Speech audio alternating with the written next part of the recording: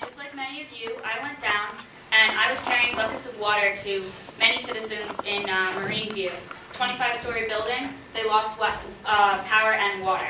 So we were lugging buckets of water up and down stairs. The next morning I went back at 3 a.m. to work at the call center, and I was getting calls from people who I couldn't believe didn't evacuate. I saw a lot of people who just assumed, oh, the storm's not going to be that bad. But the storm hit them a lot worse than they thought it would. A lot of people with infants, a lot of people having babies, a lot of elderly who were very sick, trapped in their homes. A couple hours later, not even sure how it fully happened, I was somehow organizing the volunteers that came in for the day. That day, we were doing evacuations. The National Guard had gotten there that morning, and the city was still flooded. I ended up having to organize groups to go out in the trucks to evacuate citizens. People who stayed in their home, the sick, the dying, the infants, the people who just needed to be evacuated because their parents were having panic attacks because, of course, they didn't let them know they were staying and they got flooded in. I heard many, many stories and saw many things that day of the sick being pulled off of trucks, stray animals, everything. We got a couple hundred people that day. The next morning I showed up again to help out, assuming I'd just go out, and I was grabbed by the city chief of staff and told that I was in charge, that I was doing all things for volunteers. Over the span of the next couple of days, which have all just kind of blurred into one big, long day, I was in charge of organizing the volunteers. I was sending people out to evacuate people, to do medical checks constantly, to bring food and water to those who needed it, and to just make sure everything was going back to as normal as possible after the hurricane. I saw a lot happen that I can't believe happened. I saw a lot happen that really can be learned from. I had an amazing staff of Stevens students, some of which are here today. We had great first responders, some of whom are also here today. And everyone really pulled together to get through this.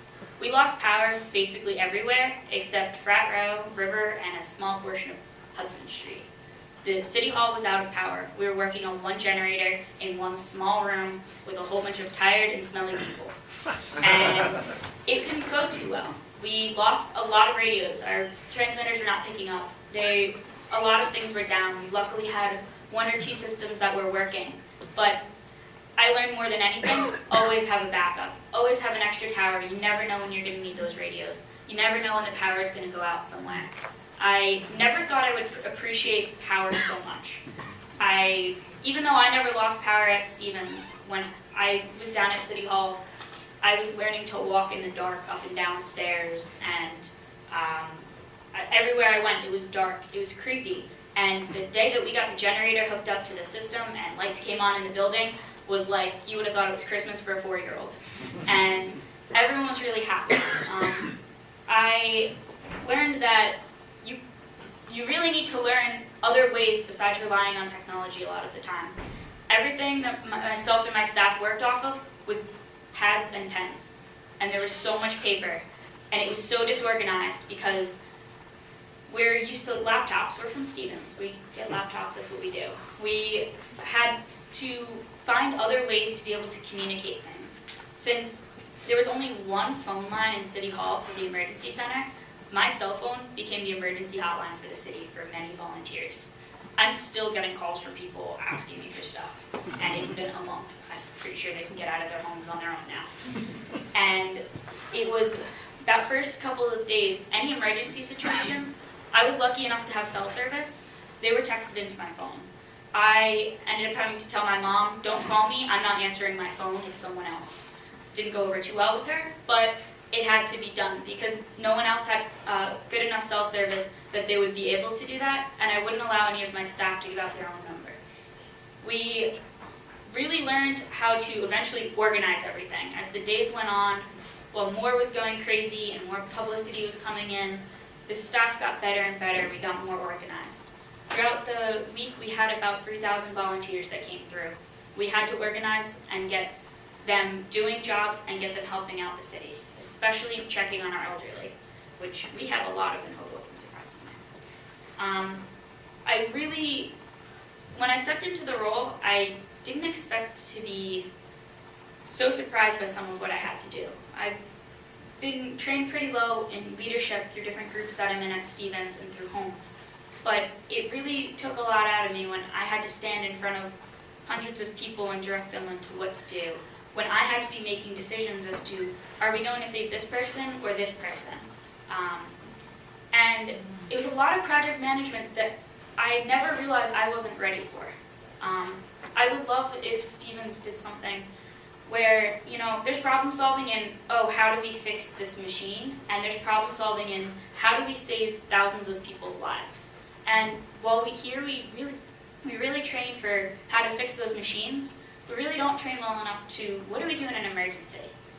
There's global warming. As was said on that boat, which I'm sure many of you saw that picture, global warming is real, and these are going to keep coming. Through working as the volunteer coordinator, I became part of the Hoboken Community Emergency Response Team, the CERT team. They're a not very well-known group. They work under FEMA, and we were the main people organizing a lot of what happened in the city response. We work under the Office of Emergency Management, and we were there for days on end. Many of the staff never got to go home. They didn't see their family. We didn't have food for many days, but that's what we did. Many of them were trained for it, but unfortunately I was just that kid who somehow got thrown into it, and I had no training, but I learned as I went, and I think I learned valuable skills. I also learned that people need to learn other ways of communicating things besides technology. It's great having Facebook and email to communicate to people, but when there's no power, well, how do you tell people that if they can't check their email, if they can't check their Facebooks? Going around in a cop car and making an announcement doesn't always work too well when you have people 25 stories up. It doesn't travel that high. Things really need to be looked into as to how can we communicate better to people. We had major issues of people saying, the water's not safe to drink, and the water was perfectly fine. And we were wasting our valuable resources to try and communicate to people that, no, what you're hearing is wrong. Things really need to change in that aspect, and rules need to be enforced.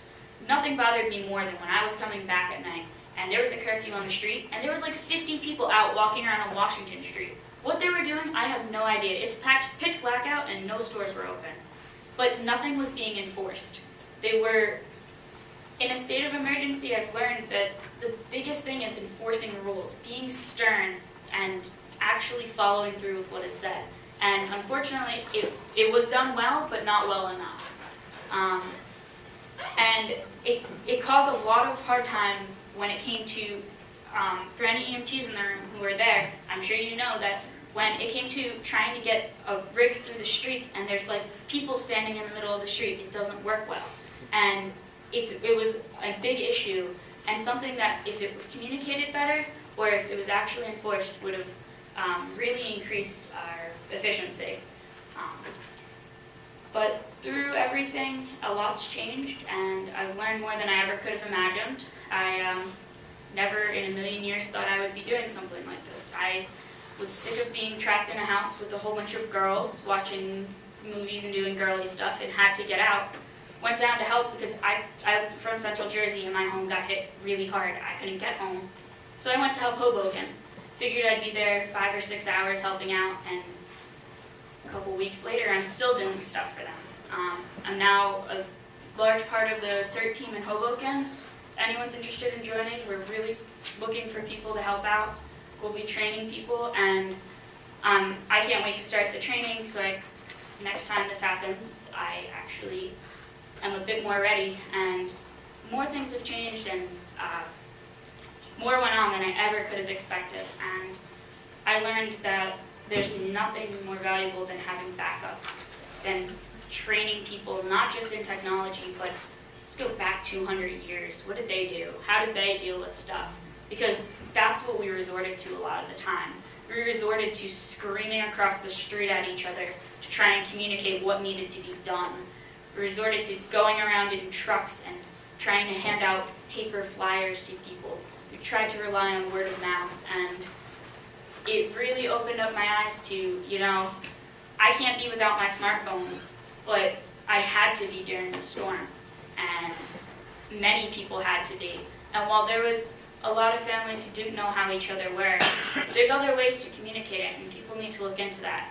And people definitely need to actually listen when someone says to evacuate, instead of, oh, I'm 9.5 months pregnant, don't worry, I'm not going to have the kid, and then has a kid in their kitchen. So things have been learned and things have been changed, and hopefully the city goes forward in making some of those changes, and hopefully Stevens can help them out with that.